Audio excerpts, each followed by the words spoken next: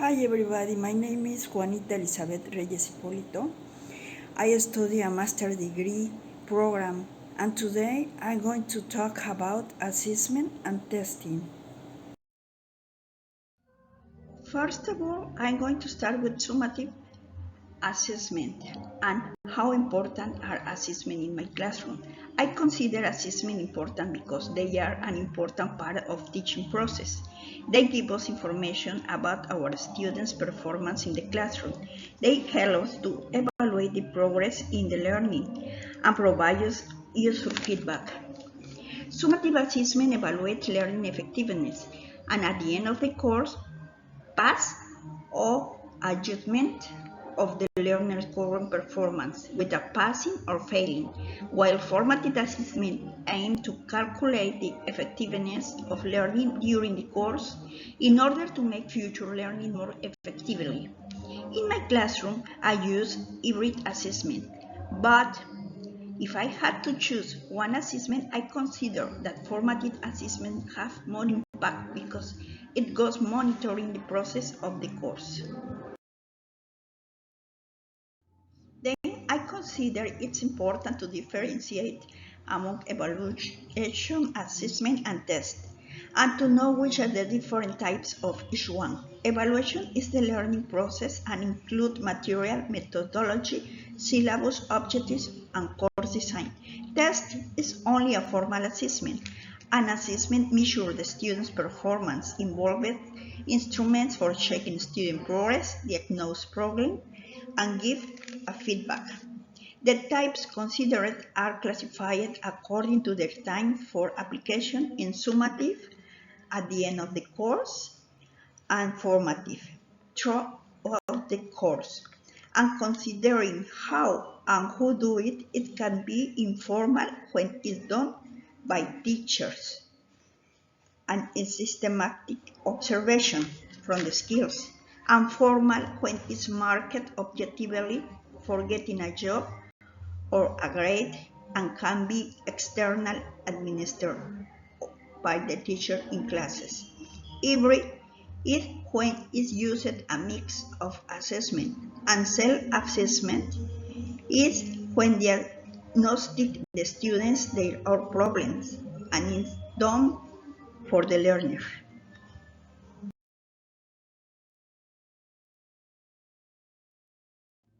According to purpose is when you need to evaluate the students for some specific objective.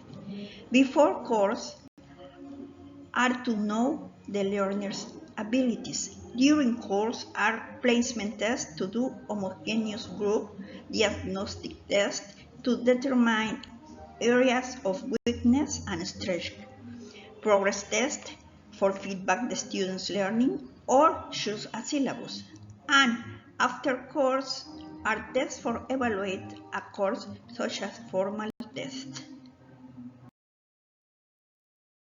Formal tests measure cognitive abilities of learners. They are classified considering the way to be used, the role that play, and at the time that will work. Considering the way to be used, tests for educational institution can be achievement test and proficiency test, both for educational and diagnostic purpose, in order to move to higher level or graduate from an educational institution. Considering the role of classification, there can be aspects about educational decision in a program, such as selection, placement, diagnosis, grading, and choose formative or summative evaluation. Finally, according to time, are considered the three generations of tests. Third generation test assess integrative language. The second generation tests are good for test-specific knowledge, and the first generation tests are excellent to improve understanding. Now I'm going to compare some assessments as you can see in this chart. The first is direct versus indirect assessment. The first assesses communicative competences using tasks of the real world and discrete points. The second doesn't elicit performance, doesn't use real words. Example, multiple choice. Discrete versus integrated points. The first test one small part of the language in indirect assessment test grammar. The second is language uses and the possible example, letters, forms, etc. The third one, comparison, is objective versus subjective. The first test items marked as right or wrong, and the second is based in criteria using subjective assessments. The fourth are backward versus forward looking. The first is based in syllabus, example, competence-based test, and the second assessment, real language use, is based in third generation test. The last one here is receptive versus productive skill. The first are for reading and listening skill, and the second for writing and speaking. Then we have contextualized versus disembodied. Then we have contextualized versus disembodied language. The first use items in a multiple choice battery based on language usage with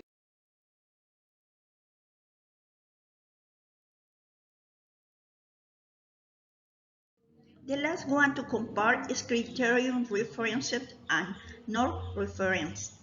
Criterion referenced compares students with success in performing a task, and non-referenced compares students with an average norm mark, 50% passed and the rest failed.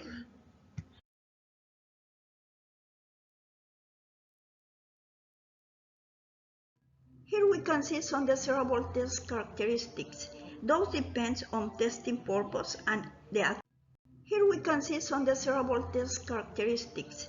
Those depend on testing purpose and the actual context. In situations as job and assessing body should objective marking and its associated reliability and loss some validity. Those characteristics are utility, give feedback to assist in planning the rest of the course or future courses. Second, discrimination is the ability of a test to discriminate between stronger and weaker students. Third, practicality is the efficiency of the test in physical terms. Fourth, reliability, consistency of a test, and that more formal the test, the outcome of a formal test has greater effect on people's life. And the last one is validity. For formal tests, it has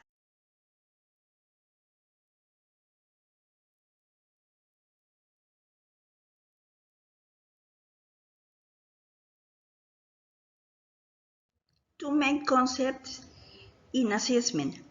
Reliability is the consistency, and validity. Measure, what is designed to measure, is a truthfulness. The last topic is reflection assessment techniques. The nitty-gritty of assessment techniques include formal, informal assessment, and self-assessment. Informal assessment is a way of collecting information about our students' performance in normal classroom conditions and in continuous assessment. It's done over a period of time. We assess their performance when speaking, writing, reading, or listening. Self-assessment they use to monitor their own progress. Learners can design their own tests or administer those written by others.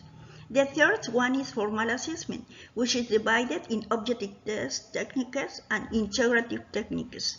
It evaluates multiple choice question testing the receptive skills, grammar, and vocabulary. The objective testing techniques are preferred in situations where people are competing for a job.